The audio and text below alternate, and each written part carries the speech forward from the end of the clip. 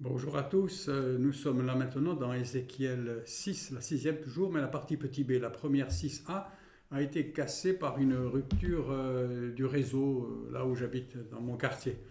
Donc je reprends la deuxième partie.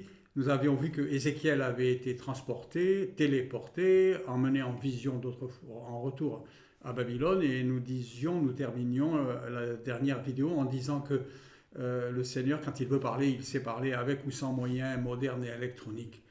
Mais d'autres prodiges vont se produire pour que Ézéchiel soit un signe dans sa génération et pour interpeller. Il va y avoir un véritable miracle que l'on sous-estime quelquefois, c'est que le Seigneur va envoyer Ézéchiel à percer la muraille à Jérusalem avec sa propre main, et il va passer à travers cette grosse muraille et devant tous. Nous allons lire cela. La parole de l'Éternel dans Ézéchiel 12, au chapitre 12 et au verset 1, nous sommes. La parole de l'Ézéchiel me fut adressée en ces mots: Fils de l'homme, tu habites au milieu d'une famille de rebelles qui ont les yeux pour voir et qui ne voient point, qui ont des oreilles pour entendre et qui n'entendent point, car c'est une famille de rebelles. Ils ne voient pas, ils n'entendent pas, parce que la rébellion aveugle. Nous l'avons déjà entendu, déjà dit. Alors toi, fils de l'homme, prépare tes effets de voyage et pars sous leurs yeux. Pars en leur présence. Quitte Jérusalem, du lieu où tu es, pour un autre. Peut-être verront-ils qu'ils sont une famille de rebelles, parce que ça va les interpeller. Sors tes effets comme des effets de voyage, de jour sous leurs yeux, et toi, pars le soir en leur présence, comme partent des exilés. Sous leurs yeux, tu perceras la muraille. C'est ça qui doit les interpeller. C'est que sous leurs yeux, devant eux, il va percer la muraille. La dite muraille qui est la sécurité de Jérusalem, muraille infranchissable, ils vont la percer. Et tu sortiras tes effets par là, sous leurs yeux, tu les mettras sur ton épaule, tu les sortiras pendant l'obscurité, tu te couvriras le visage et tu ne regarderas pas la terre, car je veux que tu sois un signe pour la maison d'Israël. Et Ézéchiel obéit. Je fis ce qui m'avait été ordonné, je sortis de jour mes effets comme des effets de voyage. Le soir, je perçai la muraille avec la main, je les sortis pendant l'obscurité, je les mis sur mon épaule en leur présence. Percer la muraille avec la main était probablement un prodige accompli devant tous. Ce prodige aurait dû les alerter sérieusement. Mais les cœurs étaient rebelles, au point que, même devant un tel prodige, ils ne comprirent pas du tout, et le Seigneur en avait averti le prophète. Ils ne comprendront pas. Notons au passage la foi et la fidélité d'Ézéchiel, à qui le Seigneur avait dit: tu perceras la muraille. Et il s'exécuta et perça à la main. Vous imaginez devant tout le monde qui le regarde, il dit: je pars, il va contre la muraille qui doit faire plusieurs mètres d'épaisseur, qui est réputée infranchissable, et il commence à gratter la muraille avec sa main, et voilà qu'il perce un trou. Et il faut commencer par la foi, ce geste, parce que Dieu a dit: tu perces la muraille. C'est un peu comme le même ordre que Dieu avait donné à Moïse, qui ouvrit la mer avec le bâton. Il avait dit: ouvre la mer. Et le matin, la parole de l'Éternel me fut adressée en ces mots: Fils de l'homme, la maison d'Israël, cette famille de rebelles, n'a-t-elle pas dit: que fais-tu? Qu'est-ce qui se passe? Elle n'a pas été interpellée parce qu'ils sont aveuglés par leur rébellion. Le prophète faisait un prodige, mais personne ne l'a remarqué, personne n'a dit: mais qu'est-ce que c'est? Mais qu'est-ce qui se passe? Ce qui arriva là fut du même ordre que lorsque Jésus fit les miracles, manifestant la gloire de Dieu. Personne ne disait à Jésus: que fais-tu? Avec émerveillement. Il n'avait juste rien à dire. Bon, il ressuscite les morts, il guérit, et alors, voilà, c'était banal. Pourquoi tu as guéri cet homme malade depuis 38 ans? Pourquoi tu lui as fait porter le lit le jour du sabbat? C'était ça là, l'important. Mais personne n'avait rien dit quant au miracle. Alors Ézéchias leur donna l'interprétation de ce geste miraculeux.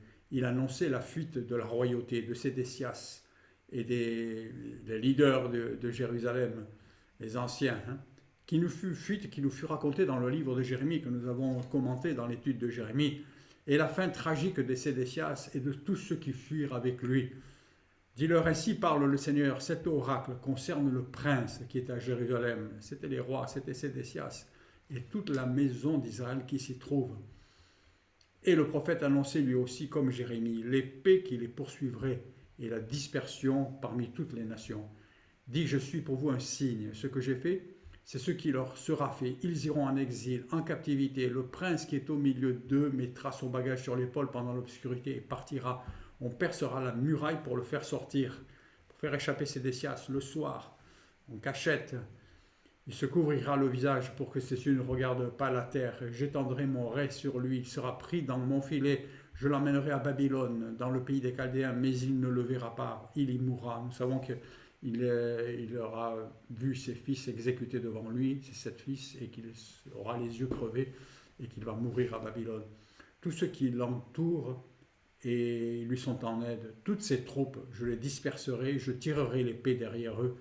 Ils sauront que je suis l'Éternel, quand je les répandrai parmi les nations, quand je les disperserai en plusieurs pays, mais je laisserai d'eux quelques hommes qui échapperont à l'épée. Ça veut dire que là, l'esprit prophétique qui est sur Ézéchiel, comme il avait été sur Jérémie, sur Ésaïe et les autres prophètes, leur fait voir les mêmes événements, les événements futurs, proches, lointains, comme étant un seul événement. Et il est clair que là, lorsqu'il parle de les répandre parmi toutes les nations, il parle de la première, de la deuxième, de la troisième épreuve, de toutes les déportations et de tous les retours qui vont avoir lieu, et pas seulement de l'année moins 587 de la déportation des Juifs à Babylone, mais de la déportation qu'il y a eu par la suite dans le monde entier. Mais il y a toujours un reste, le Seigneur le dit, je laisserai parmi eux quelques hommes qui échapperont à l'épée, à la famine, à la peste, afin qu'ils racontent. Le Seigneur laisse un reste, et nous avons vu que c'est la miséricorde. Nous avons déjà souvent parlé du reste. Dans Jérémie, nous avons vu que Dieu avait laissé un reste, et que dans le reste, il a laissé un reste, et dans ce reste du reste, il avait encore laissé un reste qui était resté fidèle à cause de son nom. Le Seigneur garde toujours un reste qui sauve à cause de ses promesses, pour que ses promesses s'accomplissent. Mais là, il nous révèle une autre raison pour laquelle il y a toujours un reste, c'est afin qu'il raconte. Il y a toujours des témoins pour raconter les abominations parmi les nations où ils iront, pour qu'ils racontent ce qui s'est passé d'abominable, pour qu'on sache pourquoi Dieu a été en colère, pourquoi le châtiment est tombé sur son peuple. Et ils sauront que je suis l'Éternel. La parole de l'Éternel me fut adressée en ces mots, « Fils de l'homme, tu mangeras ton pain avec tremblement, tu boiras ton eau avec inquiétude et angoisse. Dis au peuple du pays, ainsi parle le Seigneur, sur les habitants de Jérusalem dans la terre d'Israël, ils mangeront leur pain avec angoisse. » Il arrivait des temps de plus en plus difficiles. Il y avait plein de faux prophètes. Nous allons parler maintenant des faux prophètes.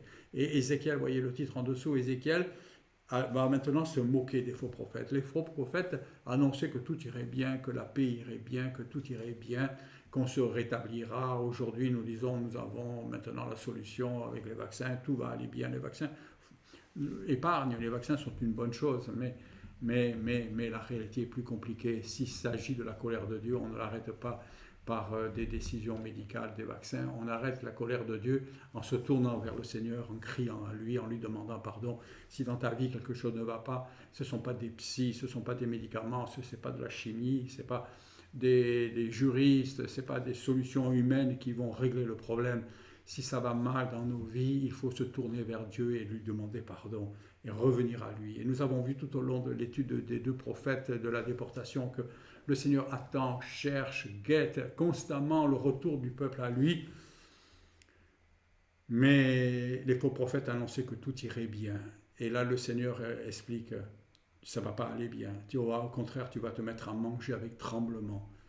Les choses vont manquer, les choses seront dangereuses. Et je pense que peut-être dans le monde, nous rentrons dans les temps de la fin et que la colère va venir progressivement sur le monde. Dans le prophète Ésaïe, au début des premiers chapitres, Dieu dit « Quand je me lèverai pour effrayer la terre », si le Seigneur nous effraie par des pandémies, par des guerres et par d'autres choses qui vont subvenir, sans doute de la famine, parce que l'Apocalypse nous apprend qu'après les guerres et les maladies, il y a la famine qui va s'installer, parce que nous n'avons pas de mal à comprendre que le système économique est en mauvaise posture, le commerce mondial est en très mauvaise posture et que toutes ces choses peuvent se dérégler et que le climat est là pour dérégler aussi. Et ils mangeront leur pain avec angoisse, ça va devenir rare. Ils boiront l'eau avec épouvante, car leur pays sera dépouillé de tout ce qu'il contient à cause de la violence de ceux qui l'habitent. La cause, ce n'est pas les Babyloniens, ce n'est pas le changement climatique, ce n'est pas les maladies. La cause, elle est spirituelle, c'est Dieu qui permet ces choses, parce que Dieu se retire, parce que la gloire venait de se retirer de Jérusalem, Et la grâce, la miséricorde de Dieu ne retenait plus, et les conséquences du péché étaient en train de retomber sur leur tête. Et prions le Seigneur pour que nos péchés, nos erreurs du passé, nos inconsistances ne viennent pas nous retomber sur la tête. Merci Seigneur, parce qu'à la croix, toi Seigneur, tu t'es chargé de toutes nos folies, de toutes nos maladies, de tous nos égarements, et tu peux être secouru maintenant. Qui que tu sois, si tu cries vers le Seigneur, quand un malheureux crie, l'Éternel l'entend toujours, dit la Bible. À cause de la violence de tout ce qui l'habite, du péché, les villes peuplées seront détruites, le pays sera ravagé et vous saurez que je suis l'Éternel. Et c'est ce qui va arriver dans le monde, tôt ou tard. Plaise au Seigneur que nous ayons du temps, et nous, l'Église, nous prions pour retenir la colère, même si nous savons qu'elle risque d'arriver, nous retenons la colère, nous intercédons comme l'a fait Ézéchiel, nous nous plaçons entre la colère de Dieu et le monde et nous intercédons en disant Seigneur, encore du temps pour que plusieurs se tournent vers toi, pour que plusieurs te cherchent. Et là, Ézéchiel, maintenant, nous entendons le dernier chapitre de cette vidéo. Ézéchiel va se moquer des faux prophètes. Ils étaient nombreux. La parole de l'Éternel me fut adressée en ces mots, Fils de l'homme, que signifient ces discours moqueurs que vous tenez dans le pays d'Israël? Vous voyez, les prophètes se moquaient d'Ésaïe, d'Ézéchiel et de Jérémie, de Uri, de tous ceux qui parlaient de la part de Dieu et qui annonçaient la colère de Dieu, les jugements. Et ils disaient, vous voyez bien que les jours se prolongent et que toute leur vision reste sans effet. Pierre aborde un peu la même question. Les gens disent depuis le temps que l'on dit les choses demeurent, vous voyez, mais Pierre nous explique que dans ses lettres, que c'est parce que Dieu patiente, parce qu'il veut sauver le pécheur jusqu'au dernier moment. Tant qu'il est possible, le Seigneur patiente, il veut sauver. Et si les faux prophètes s'étaient moqués de la parole de Dieu en disant « Oh, il parle, mais ces choses n'arrivent pas », les Juifs auraient dû voir les signes glorieux, miraculeux qui se passaient. Et il y avait une marque de Dieu sur les prophètes. Les nombreux prophètes, eux, avaient beaucoup de visions, mais celles-ci ne s'accomplissaient jamais non plus. Nous nous souvenons par exemple dans le livre de Jérémie de ce grand prophète Anania, qui avait brisé le joug que portait Jérémie pour signifier que Dieu envoyait Nebuchadnezzar et ses armées comme un joug qu'il plaçait lui-même sur Juda à cause de son idolâtrie. Mais le faux prophète Anania avait brisé ce joug et il avait déclaré que dans 2 années, tout allait revenir à la normale, à savoir les premiers déportés reviendraient, les objets du temple reviendraient, et tout serait bien. Mais Jérémie avait parlé, et selon sa parole, Anania était mort dans l'année. Et 2 ans plus tard, lorsque Anania avait prophétisé le retour et de toutes les choses à la normalité, la situation avait bel et bien empiré. Et les Chaldéens resserraient leur étreinte sur Juda. De la même façon, aujourd'hui dans le monde, il y a des milieux de faux prophéties. Et certains émanent d'églises, de pseudo-églises, de pseudo-prophètes. Certains émanent d'organismes nationaux, mondiaux, internationaux qui rassurent les foules, qui disent tout va bien. Les COP sont des conférences pour le climat. Et on vote et on dit oui, on va faire des mesures pour que ça se réchauffe d'1 degré ou 2 degrés, pas 3, pas plus, on fait ceci, cela, comme si les hommes, nous avions le contrôle sur le climat, comme si ces catastrophes qui arrivent sur le monde, comme si le réchauffement du permafrost et toutes les catastrophes qui peuvent arriver et qui sont en train d'arriver, comme si sur les tremblements de terre, comme si sur ces choses-là, nous avions le contrôle, quelqu'un avait le bouton, il suffit de faire une réunion COP, il suffirait de s'entendre pour que nous arrêtions tout. Nous avons le contrôle, mais mes chers amis, nous avons le contrôle de rien, c'est le Seigneur qui a le contrôle. Et toutes ces prophéties fausses ne s'accompliront jamais, jamais. Et maintenant, c'est Ézéchiel qui se moque de ces prophètes. C'est pourquoi, dis-leur, ainsi parle le Seigneur l'Éternel, je ferai cesser ces discours moqueurs. Le Seigneur dit, je vais fermer votre bouche. On ne les tiendra plus en Israël. Dis-leur au contraire, les jours approchent et toutes les visions des vrais prophètes, elles s'accompliront. Ainsi, les faux prophètes, se moquant des visions, ne faisaient qu'accélérer la venue du châtiment. Parce que vous voyez, parce qu'ils se moquaient des visions des prophètes, Dieu dit, je vais vous fermer la bouche. Et en fait, se moquant des prophéties qui ne voyaient pas s'accomplir, ils ne faisaient eux qu'accélérer l'arrivée des châtiments. Parce que la rébellion, quand elle se cumule, elle ne fait que grandir le châtiment. Car si les discours moqueurs des faux prophètes allaient finir, l'accomplissement des paroles de Jérémie et d'Ézéchiel allait rapidement s'accomplir. Ézéchiel dit « Car il n'y aura plus de visions vaines, ni d'oracles menteurs, trompeurs, au milieu de la maison d'Israël. Car moi, l'Éternel, je parlerai. Ce que je dirai s'accomplira. Et ça ne sera plus différé. » Il y a un temps où ce que Dieu dit s'accomplit. Il n'y aura plus de temps. Plus rien ne sera différé. On retrouve cette expression à un moment donné dans l'Apocalypse, je ne veux pas être long, où quelqu'un dit « il n'y aura plus de temps. Les choses s'accomplissent maintenant. » Il y a un temps où les choses vont s'accomplir. Et le Seigneur patiente parce qu'il veut en sauver le plus grand nombre. Et s'il est arrivé la même chose à Jérusalem, et il y a un temps où plus rien ne sera différé. Oui, de vos jours, famille de rebelles, je prononcerai une parole et je l'accomplirai, dit le Seigneur l'Éternel. C'est pour ça que nous, les enfants de Dieu, les croyants, quand nous voyons des gens se moquer, quand nous voyons des gens se rebeller contre Dieu, nous avons de la peine pour eux, nous souffrons pour eux, parce que nous savons combien ils vont le payer cher, combien ils vont être châtiés. Et nous savons que lorsque la justice de Dieu tombe, elle tombe réellement. Quand on refuse la grâce de Dieu, quand on va au-delà du point de non-retour, la justice, c'est la justice. Et l'histoire l'a montré sur le peuple d'Israël. Israël est passé par des moments terribles. Et là, à Jérusalem, il y a eu des moments terribles. Les faux prophètes détournaient l'attention des vrais prophètes en repoussant toujours les choses annoncées pour des temps éloignés. La parole me fut adressée en ces mots, « Fils de l'homme, voici la maison d'Israël dit les visions qu'il a, Ézéchiel, elles ne sont pas près de s'accomplir. Il prophétise pour des temps, très très éloignés. Voilà. C'est pourquoi, dis-leur, ainsi parle le Seigneur l'Éternel, il n'y aura plus de délai dans l'accomplissement de mes paroles. Les paroles que je prononcerai s'accomplira, dit le Seigneur. Souvenons-nous que, on l'a déjà dit dans cette étude, mais je voudrais le redire, souvenons-nous que ce qui a fait vraiment monter le châtiment, qui a fait monter la colère de Dieu, c'est l'idolâtrie. L'idolâtrie qui, dans toute l'histoire, depuis Jéroboam, jusqu'à Josias, à la fin de l'histoire d'Israël, pendant ces siècles, a été croissante.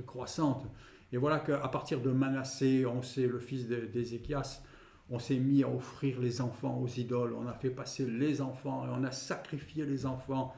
Et il y avait des hauts lieux tout près de Jérusalem, dans la vallée de Hinnom. On offrait les enfants à sacrifice. Et ça, c'est vraiment un des bouchons de champagne qui fait sauter le champagne, je veux dire, qui fait sauter la colère de Dieu, qui amène la patience de Dieu à son terme, que Dieu ne peut plus laisser continuer, parce que Dieu ne peut pas patienter, et qu'en patientant, il laisse accomplir des injustices aussi graves. Et aujourd'hui, nous sommes une civilisation mondiale qui offre des enfants au Dieu confort. On parle de centaines de millions d'enfants qui sont sacrifiés au Dieu confort, au planning familial, au choix, à notre confort. Et nous vivons dans un temps d'idolâtrie totale qui ressemble à ces temps-là. Alors soyons attentifs et ne soyons pas de ceux qui disent « Oh, les prophéties sont pour beaucoup plus tard », comme certains chrétiens pourraient le laisser sous-entendre par le fait de ne jamais en parler, par une sorte de consensus qui fait qu'on ne parle jamais de la colère de Dieu, on ne parle jamais des choses qui vont arriver dans le monde. Oh, il ne faut pas en parler, ça fait peur, ça dérange, c'est pas politiquement correct, et puis ça n'arrive jamais, déjà les anciens en parlaient, et donc c'est pour beaucoup plus tard. Mais nous sommes dans des temps difficiles qui ressemblent étonnamment à cette période. Prophétie contre les faux prophètes. Le Seigneur confirmait les paroles de Jérémie et d'Ézéchiel par des signes forts, alors que les faux prophètes, représentant la grande majorité d'entre eux, disaient que c'est juste ce que le peuple avait envie d'entendre et prétendaient toujours que les paroles des vrais prophètes s'accompliraient plus tard. Donc comment reconnaît-on les faux prophètes ? Eh bien, il n'y a pas de signes prodigieux qui les accompagnent, alors que les vrais prophètes, il y avait des signes. Les signes ne sont pas nécessairement nombreux, mais quand il y a un signe, quand Jésus ressuscite un mort, même s'il n'y en avait eu qu'un de ressuscité, ça suffit. Il y a un signe. Un signe ne trompe jamais. Ézéchiel, avec sa main, il a obéi, il a percé la muraille et il est sorti. Devant les gens ébahis, c'était quand même un signe de quelque chose de prodigieux. Moïse a ouvert la mer Rouge. Aujourd'hui, l'Église de Jésus-Christ dans le monde, elle est marquée par le Saint-Esprit. Elle vit dans sa présence, c'est un signe. La parole de l'Éternel me fut adressée en ces mots. Fils de l'homme, prophétise contre les prophètes d'Israël qui prophétisent. Et dis à ceux qui prophétisent selon leur propre cœur, écoutez la parole de l'Éternel. Voyez, ils prophétisaient selon leur propre cœur. Comme Balaam, ce voyant d'Israël dans le désert, il ne voit rien. Les faux prophètes, qui s'appellent des voyants, sont aveugles, ils ne voient rien. Ils parlent d'après leurs pensées. Ainsi parle le Seigneur l'Éternel, malheur aux faux prophètes insensés, qui suivent leur propre esprit et qui ne voient rien. Ils annoncent des choses, ils affirment, mais en vérité, ils sont insensés, ils sont menteurs parce qu'ils ne voient rien. Tels des renards au milieu des ruines. Tels sont tes prophètes, ô Israël. Soyons attention, frères et sœurs, chers amis, ne soyons pas attentifs à des renards qui guettent leur proie, mais suivons les vrais hommes de Dieu, qui sont moins nombreux, vous le comprenez.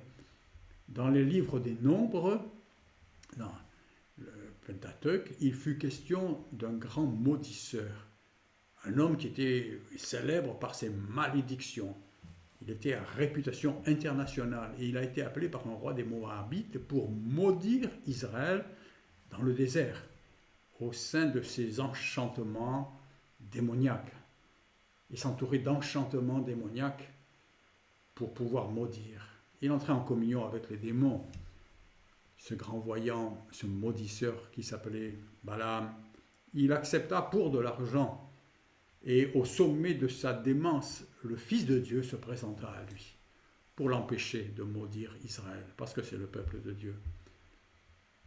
Et son ânesse, nous connaissons bien ce passage, cet homme, ce voyant international, ce maudisseur international, était assis sur un âne. À l'époque, il n'y avait pas de 4x4. Et son ânesse, elle voyait l'ange de l'Éternel. L'ange de l'Éternel, c'était le Fils avant son incarnation. C'est Jésus qui œuvrait, qui guidait Israël, qui gardait Israël. Son ânesse, elle voyait. Mais lui, le grand voyant international, ne voyait rien. Pas même l'ange de l'Éternel qui se présentait devant lui. La raison est que ces voyants sont comme des renards, guettant des proies et se cachant au milieu des ruines de la religion. Et quand un renard est caché dans les ruines, il ne voit pas ce qu'il y a en hauteur. Il se cache sous les ruines. Et pour qu'il y ait des faux prophètes, il y a ces renards, mais pour que ces renards agissent, il faut qu'il y ait des ruines. Et ce sont les ruines de la religion. Et quand la foi n'est plus que religion, quand tout ce qui était du premier amour, quand tout ce qui était de la communion avec Dieu est tombé en ruine, alors on ouvre la porte à ces renards qui se font passer pour des prophètes, mais qui ne sont là que pour guetter les proies et qui ne lèvent jamais les yeux pour voir Dieu parler, mais qui ne l'écoutent pas, mais qui ne voient que leur intérêt et qui ne voient que des proies. Et pour qu'il y ait des faux prophètes, il faut qu'il y ait des ruines. Et aujourd'hui, la civilisation judéo-chrétienne mondiale et européenne est en grande partie en ruine. On secoue encore des reliques, on secoue encore des principes, mais tout cela est en ruine dans les cœurs. Pour cette génération, la foi, la relation avec Dieu n'était plus qu'une vieille ruine. Ruine, une ruine des choses des ancêtres. Ainsi, cette génération de mensonges généralisés et officialisés résultait de deux facteurs principaux. Il n'y a pas de deux facteurs principaux.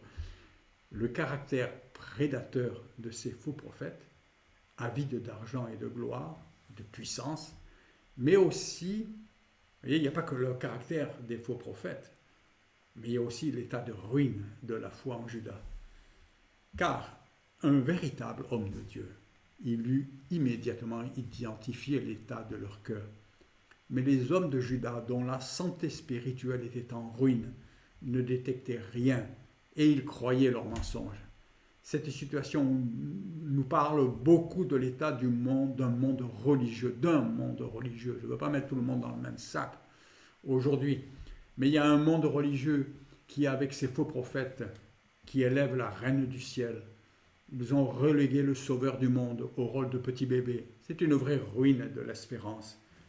Et ils s'élèvent profitant de ces ruines spirituelles.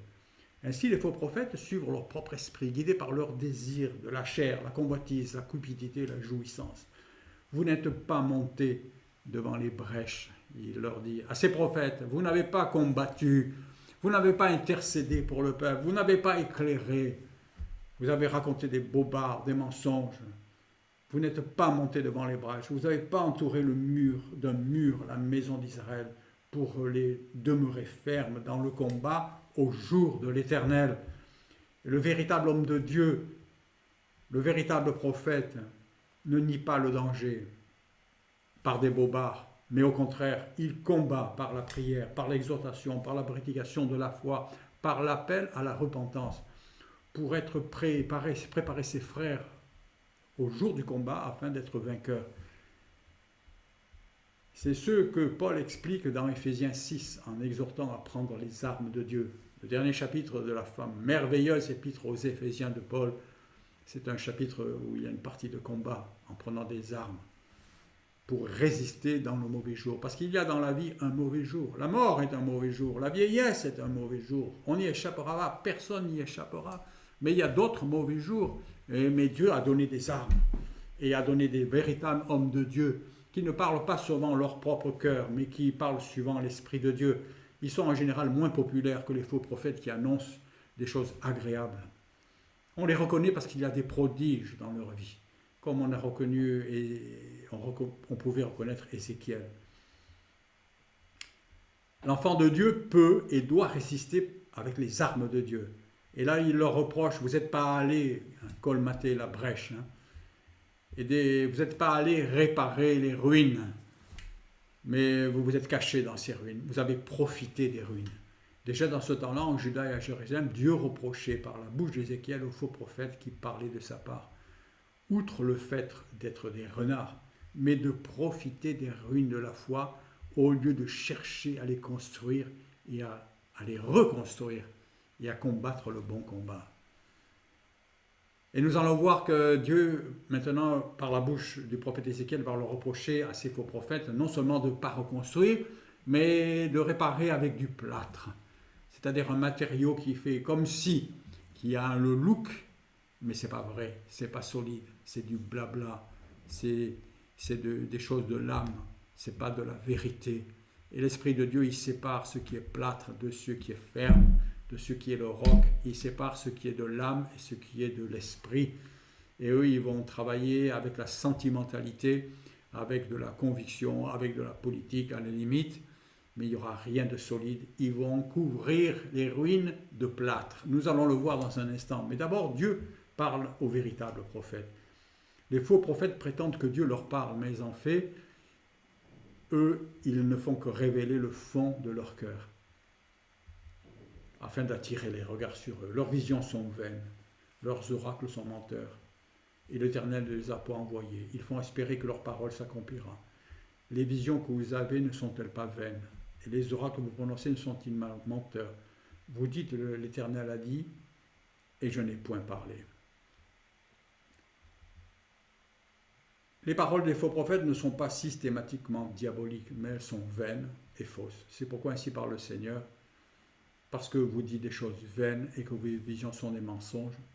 Voici, j'en veux à vous, dit le Seigneur l'Éternel. La main de Dieu fut sur Ézéchiel à ce moment-là, pour lui révéler sa volonté.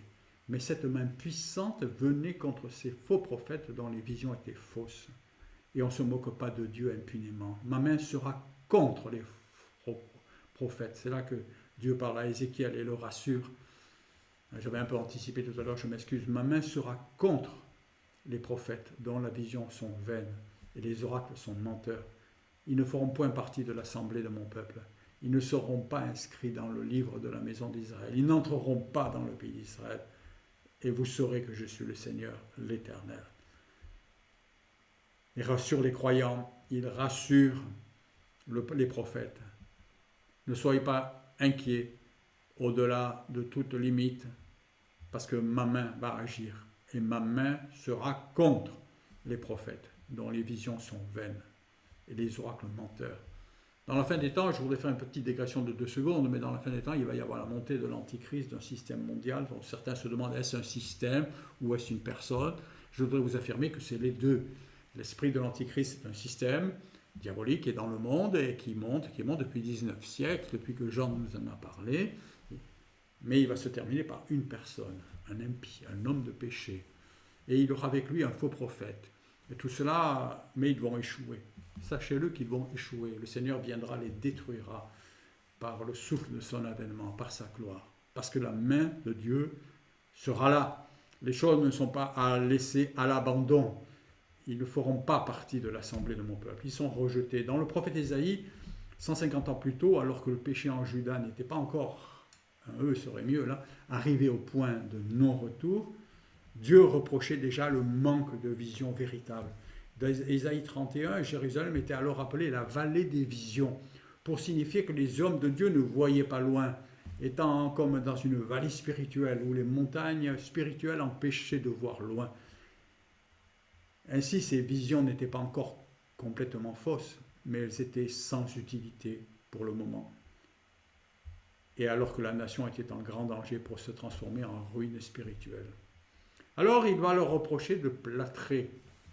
La construction de plâtre sont beaucoup plus faciles, car le plâtre est un matériau très facile à former. Je ne sais pas si vous avez déjà essayé, quand j'étais enfant, je faisais des moules de plâtre à l'école, ou je ne sais plus, on moulait des choses, on les démoulait, et oh merveille, on fait des choses merveilleuses très vite.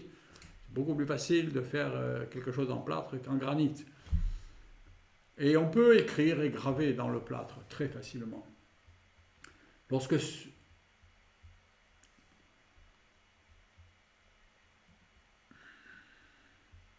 bon, je ne comprends pas ce que j'ai écrit alors. Voilà. Bon, les faux prophètes ne construisent rien, mais passent après les véritables bâtisseurs et ils ne font qu'étaler du plâtre. C'est ça la conclusion de ce que nous allons lire. Ces choses arriveront parce qu'ils égarent mon peuple en disant paix quand il n'y a pas de paix. Et mon peuple bâtit une muraille et eux, ils la couvrent de plâtre. Dis à ceux qui la couvrent de plâtre qu'elle s'écroulera, une pluie violente viendra, et vous, pierre de grêle, vous tomberez, et la tempête éclatera, et voici la muraille s'écroule, et ne dira-t-on pas où est le plâtre dont vous l'avez couverte? Personnellement, j'ai été très impressionné il y a une quinzaine d'années, ou je ne sais plus, quelque chose comme ça, lorsque j'étais encore en activité. J'avais organisé une grande conférence internationale à Rabat, et c'était la période où la grande mosquée de Rabat, qui est une des plus grandes mosquées du monde, qui était la grande fierté du régime marocain, venait d'être achevée, mais elle n'était pas encore inaugurée. Alors des non-musulmans avaient le droit d'y entrer, et en tant qu'organisateur et président de la Fédération internationale IFIP des mathématiques appliquées, j'étais amené à avoir l'honneur de me déchausser, de visiter toute la mosquée, le bain des femmes et tous les lieux. Et quelle était ma surprise de découvrir toutes les grandes inscriptions coraniques qui couvraient les hauts murs entièrement gravés, des murs hauts de 44 mètres dans lesquels pouvaient entrer les monuments de Paris, tous ces murs étant entièrement couverts de plâtre. D'autant plus qu'il y avait de la foi parce que le toit était un toit électronique ouvrant. Ce qui fait que si un jour l'électronique ne fonctionne pas, la pluie rentrera et tout sera perdu. Ainsi, toute cette construction religieuse d'Israël et de Juda à Jérusalem allait disparaître, secouée par le terrible orage. Parce que quand il arrive un orage, ça fond le plâtre. Et l'orage, c'était l'arrivée des Babyloniens. C'est pourquoi, ainsi parle le Seigneur, je ferai dans ma fureur éclater la tempête. Et le plâtre et la tempête, ça ne va pas ensemble. Ils ont couvert avec du plâtre, ils ont écrit des paroles, ça a un look, mais c'est du plâtre. Mais quand vient la tempête, quand vient l'épreuve, il surviendra cet orage dans ma colère, une pluie violente, une pluie spirituelle, et des pierres de grêle tomberont pour détruire. J'abattrai la muraille que vous avez couverte de plâtre, je lui ferai toucher terre, ses fondements seront mis à nu, elle se coulera, vous périrez, et vous saurez que je suis l'Éternel. Tout faux enseignement, toute fausse église, toute église qui se laisse aller à des rêveries de certains leaders qui prophétisent des choses, qui annoncent des choses très faciles, sans passer par la croix, sans passer par la repentance, sans passer par le fait de porter sa croix. Quand il viendra l'épreuve, toutes ces choses-là seront mises en évidence et les fondements seront mis à nu. Et tous ces faux prophètes avaient bâti, et toute cette génération qui continue à être religieuse, qui continue à pratiquer les sacrifices dans le temple, qui continue à faire fonctionner à côté des hauts lieux et à faire des abominations dans le temple, comme nous l'avons vu, plâtrer tout cela. et tout cela allait s'effondrer. Le Seigneur avait annoncé les châtiments commenceraient par les plus responsables. Et donc les faux prophètes allaient mourir, non pas tous comme Anania subitement, mais sous les armes ennemies. Ceux qui réparent les ruines avec du plâtre ne réparent rien, mais ils donnent une fausse confiance en des murailles qui vont leur tomber dessus. Ces faux prophètes utilisaient le plâtre en disant que la paix arriverait alors qu'il n'y avait pas de paix. J'assouvirai ma fureur contre la muraille et contre ceux qui l'ont couverte de plâtre. Je vous dirai plus de muraille, c'en est fait de ceux qui la replâtrée, des prophètes d'Israël qui prophétisent sur Jérusalem et qui ont sur elle des visions de paix quand il n'y a point de paix, dit le Seigneur, mais qu'il y a l'épée au contraire qui arrive. Et aujourd'hui dans le monde, si tu n'es pas couvert par le sang de Jésus, si tu n'as pas les armes de Dieu, et si tu n'es pas prêt à livrer le combat de la foi et à te charger de ta croix et d'accepter l'épreuve dans laquelle le Seigneur te fait traverser pour te sanctifier, pour t'arracher des idoles, eh bien il n'y aura pas de paix. Il n'y aura de paix que pour ceux qui se confient dans le Seigneur. Il semble que les femmes jouaient un rôle particulier dans ce domaine, en ayant du plâtre plus fin. Les prophètes plâtraient, mais les femmes, elles amenaient de la subtilité. Elles amenaient un plâtre encore plus séducteur, encore plus fin, plus subtil, pour conforter les plus raffinés. Vous voyez, c'est la parole qui parle. Elle parle là maintenant contre les prophétesses. Les prophétesses, qu'est-ce qu'elles faisaient dans leur description de paix qui arrivait, de reprise économique, de confort, de psychologie, j'allais dire psychologie chrétienne, il n'était pas question de psychologie judaïque.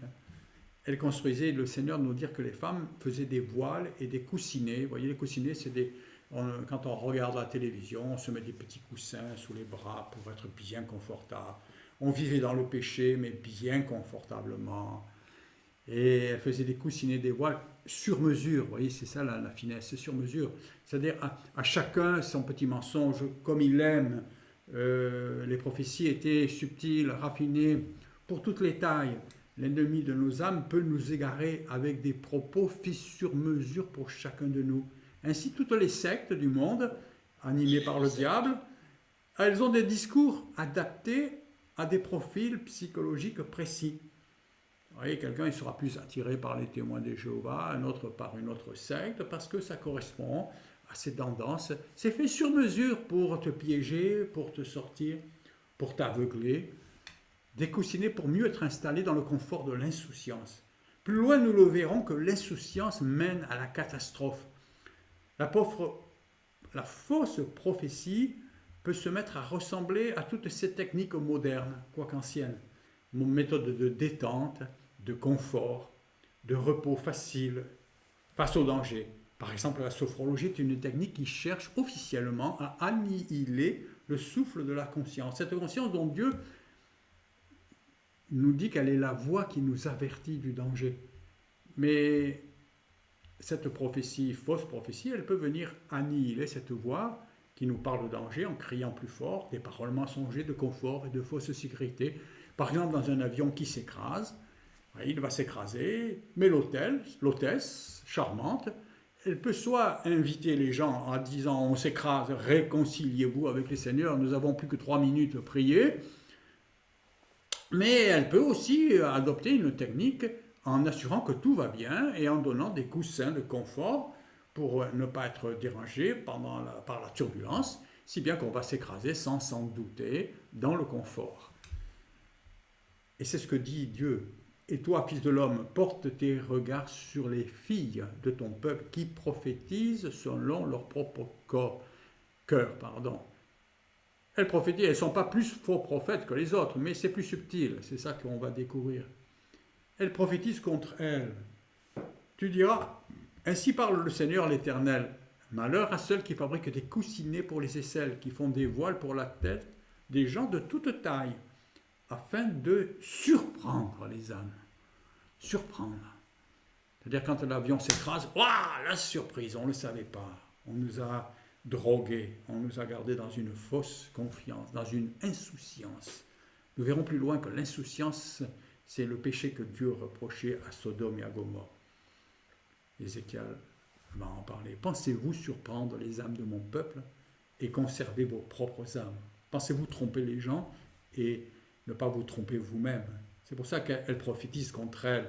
Parce qu'en perdant les autres, le faux prophète, il se perd lui-même, homme ou femme soit-il.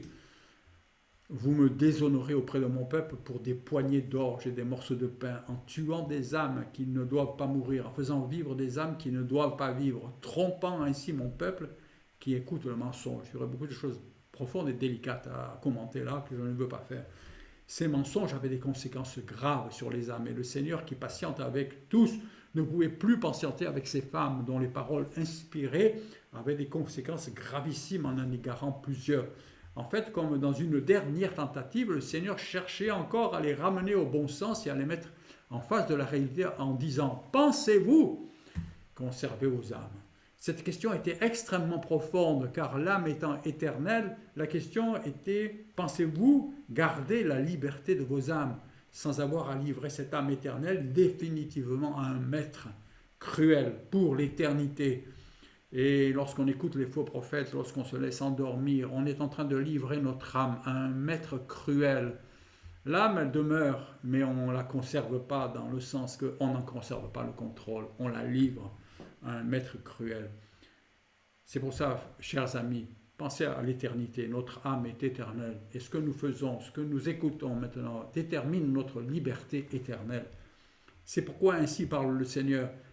J'en veux à vos coussinets, par lequel vous surprenez les âmes afin qu'elles s'envolent. Je les arracherai de vos bras, et je les délivrerai, les âmes que vous cherchez à surprendre afin qu'elles s'envolent. La main de Dieu est là, chers amis. Soyons rassurés, dans le monde il y a tant de mensonges, tant de fake news, tant de séduction, mais la main de Dieu est là, et le Seigneur connaît les siens, et il ne permettra pas qu'on soit volé. J'arracherai aussi vos voiles, et je délivrerai de vos mains mon peuple. Ils ne seront plus les pièges entre vos mains, et vous saurez que je suis l'Éternel.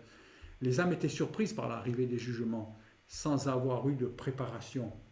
Ainsi, ces prophétesses de bonheur avaient provoqué la perte de plusieurs en leur fermant la porte du retour à Dieu. Ainsi, le Seigneur annonçait que cette activité arrivait à un terme.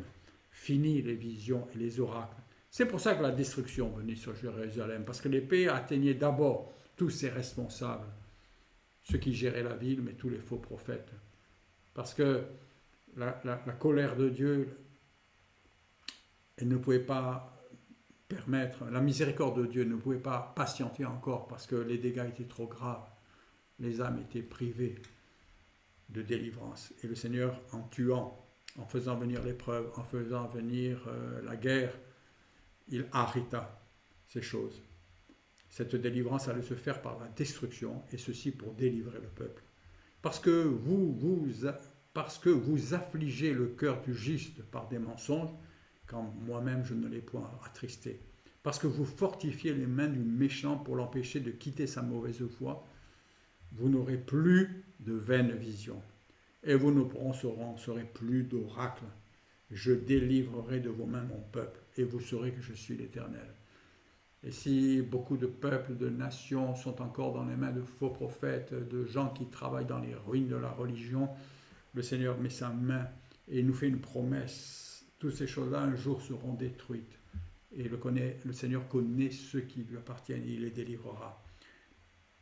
Ce schéma de délivrance du peuple risque de se reproduire dans la fin des temps. Dans le livre de l'Apocalypse, il est alors question d'une fausse église, une femme prostituée dont la ruine soudaine doit se produire. Cette femme, cette prostituée, lorsque Jean la découvrit, quand l'ange la lui fait voir dans l'Apocalypse, il a dit que Jean resta dans l'étonnement, étonné. Quand on est étonné, c'est pas pareil que lorsqu'on est scandalisé. Quand on fait voir à quelqu'un dans un certain quartier que sur le trottoir, il y a une prostituée, on est dégoûté, on est attristé, mais on sait que ces choses arrivent. Mais quand on découvre une prostituée et qu'on est étonné, c'est autre chose. Ça m'est arrivé dans mon enfance, une voisine charmante, j'ai grandi à Monaco, elle vivait dans la haute société de Monaco, elle était charmante, elle allait au lycée, dans les classes plus petites où j'étais, au lycée Albert Ier de Monaco, mais ses parents ont fait faillite, la famille, le papa est mort, elle est partie, elle a disparu. Un jour, je me trouve à Avignon et je cherche un hôtel le soir dans la ville d'Avignon et voilà, il y a une prostituée qui est là sur le trottoir, elle est jeune et je la vois et c'est elle. Cette jeune voisine que je n'avais plus vue depuis 10 ans, c'était elle. Elle en était arrivée à se prostituer. Et là, je savais que c'était un quartier où il y avait de la prostitution, mais là, je fus étonné. Non, pas elle, pas elle. Or, cette femme, elle avait étonné Jean. Elle était arrivée dans cette situation. Il est question d'une fausse église, celle dont Jean n'aurait jamais pensé que ça allait finir comme ça. Prostituée, dont la ruine doit se produire. Cette ruine sera une délivrance pour des âmes captives par les paroles mensongères qui introduisent dans une insouciance mortelle. Parce que c'est l'insouciance, c'est celle qui fait qu'on va à l'écrasement sans le savoir. Chers amis, ressaisissons-nous. Nous ne voulons pas bâtir avec du plâtre sur des ruines, mais nous voulons réparer les brèches. Et le rocher, celui qui est solide, c'est le Seigneur Jésus-Christ. Et à Pâques, le Seigneur a donné sa vie et il est ressuscité pour nous. Merci Seigneur, ça c'est du solide, ça c'est l'amour de Dieu qui a tant aimé le monde, qu'il a redonné Jésus, afin que quiconque croit en lui, en Jésus, dans le sang versé, ne périsse jamais, mais qu'il ait la vie éternelle. Merci Seigneur, je vous souhaite un bon week-end. À bientôt.